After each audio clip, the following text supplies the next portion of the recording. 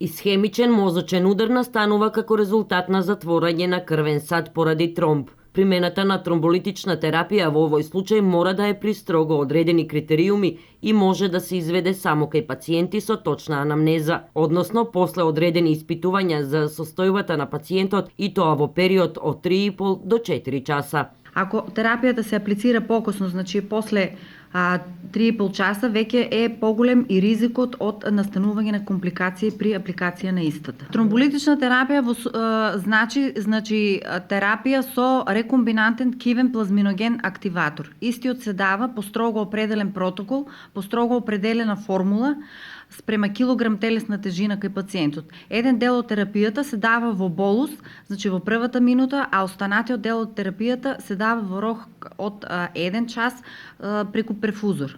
Навремено примената терапија не дозволува несакани дејствија. Сепак во 3% од случаите може да биде со фатален исход, а во 6% пациентот да биде доведен до критична состојба. Иако навреме ја примил предвидената терапија, еден од двајцата пациенти кај кои е применета тромболитичната терапија е во тие 6%. Се појавиле компликации, пошто веднаш реагирале специјалистите од неврохирургија. Компликации кај пациентите со тромболитска терапија е крварење во мозокот, што настанува.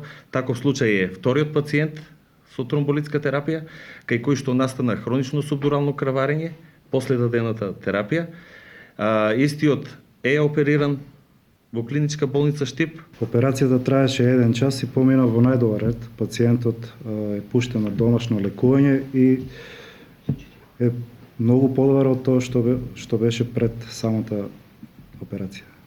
Дали го следите текот на оборувањето? Да, после 7 дена тој дојде на контрола и е во многу подобра општа состојба од тоа што е било претходно. Станува збор за 62 годишен штипјанец, кој на хирургија бил примен на 10 септември, на 11 опериран, а веќе на 19 септември е пуштен на домашно лекување. Првиот пациент кај кого е применета тромболитичната терапија е 63 годишен пациент од Кочани со симптоми на среден степен на слабост на десните екстремитети, кој навреме побарал помош. Употребата на тромболитичната терапија всушност значи дека пациентот има поголеми шанси да остане без неуролошки дефицит, односно намалување од ризикот на инвалидност. За неопходноста од оваа терапија специјалистите потенцираат дека е потребна поголема информираност кај населението за итноста при препознавањето на првичните симптоми на мозочен удар. Изготвени се посебни плакати со кои што значи пациентите треба да приметат дали имат лицева асиметрија или народски речено искривување на еден дел од устата.